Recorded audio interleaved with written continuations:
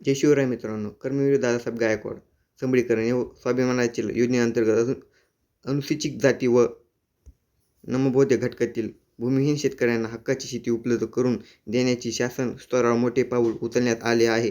या योजनेतील लाभ जास्तीत जास्त गरजूंपर्यंत पोहोचण्यासाठी आता जमीन मालक आणि इच्छुक लाभार्थ्याचे दोघांनी अर्ज करण्याचे आवाहन करण्यात येत आहे. योजनेतील मुख्य उद्दिष्ट अनुसूचित जाती ST व नवबौद्ध वर्गातील जे कुटुंब पूर्णपणे भूमिहीन आहेत आणि शेतमजुरी अवलंबून आहेत, त्यांचे आर्थिक व सामाजिक जीवनामध्ये अचानक या योजनेतील मुख्य हेतू आहे. शासन अशा कुटुंबातील शेती खरेदी करून देणे. जमिनीतील विकू इच्छित शेतकऱ्यांना जमिनी मालकासाठी जर तुमचे कायदेशीर कागदपत्रे असतील, अशी उपलब्ध असेल आणि तुम्ही या योजनेसाठी शासनाला विकण्यास तयार आहेत, तर तुम्ही सामाजिक न्याय व विशिष्ट सहाय्यक विभागाकडे अर्ज करू शकतात.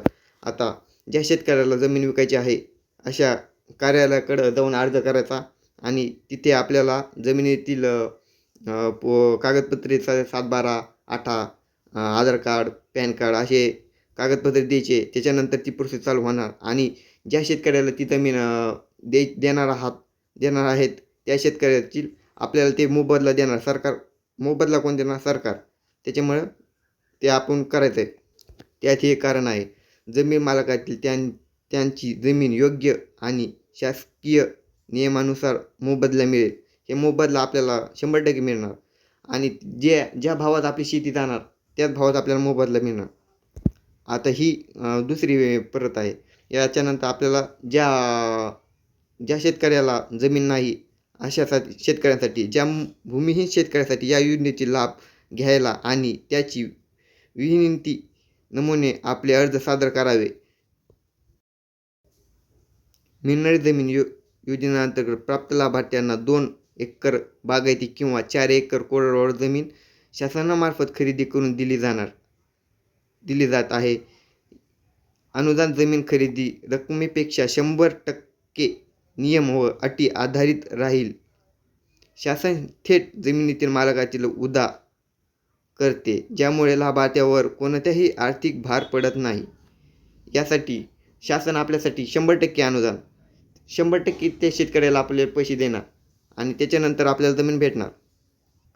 आवश्यकता कागदपत्रे. लाभार्थ्याची पात्रता.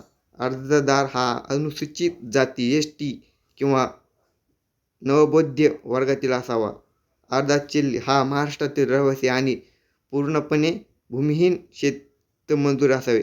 त्याच्या नावावर एकही गुंठा नसावा आणि ते भूमिहीन म्हणजे त्याच्या नावावर एक बी गुंठा नसावा आणि ते शेतकरी भूमिहीन असावा. अर्जदाराचे वय 18 ते 60 वयोमर्यादेत असावे. 18 ते 60 कमीत कमी 18च्या खाली बी नाही पाहिजे आणि 60च्या वरी बी नाही पाहिजे. त्या वर्गातील शेतकऱ्याला ही शेती मिळू शकते. त्यासाठी पात्रता लागणारे हे कागदपत्रे आहेत. एवढी डॉक्युमेंट आपल्याला कंपल्सरी म्हणजे लागणार. BPL कुटुंबातील प्राप्त झाले जाते. आवश्यक कागदपत्रे. जातीचा दाखला, कास्ट सर्टिफिकेट, तहसील किंवा सक्षम अधिकाऱ्यांचे भूमिहीन शेतमजूर असल्यास दाखला, उत्पन्नाचा दाखला आणि वयाचा पुरावा, आधार कार्ड आणि TC, राशन कार्ड आणि रहिवासी दाखला. अर्ज कुठे आणि कसा करावा? महत्त्वाची टीप. इच्छुक जमीन मालकाचे आणि भूमिहीन शेतकऱ्यांची या दोघांनाही आपले अर्ज संबंधित जिल्ह्याच्या सहाय्यक आयुक्त, सामान्य कल्याण विभागातील किंवा जिल्हा सामान्य कल्याण अधिकारी, जिल्हा परिषद यांच्या कार्यालयात संपूर्ण सादर करावे. ऑनलाईन अर्जांचे अनुमान समाज कल्याण कार्यालय उपलब्ध असतो. असेच अधिकृत शासकीय स्तरावर याबाबत माहिती देता येईल.